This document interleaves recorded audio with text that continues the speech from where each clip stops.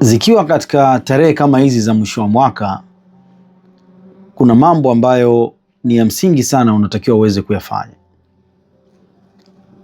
Moja kati ya kitu kigumu unachotakiwa kukifanya katika tarehe kama hizi ni kufanya friendship audit, namna ya kukagua mahusiano na watu ulionao karibu nao yakoje.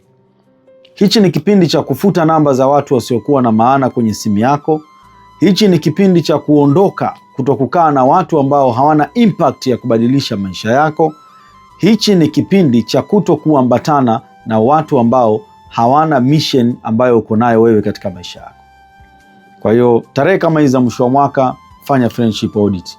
Angalia watu ambao una associate nao, watu ambao unakuwa nao muda mwingi, wanaongeza thamani kwako ama wanaondoa thamani kwako. Hicho ni kitu cha umuhimu, ili usije kufanya makosa haya haya mwaka 2026.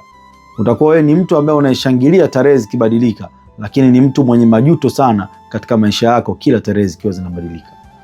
Siku ya leo ni hilo tu ningependa kushare na wewe.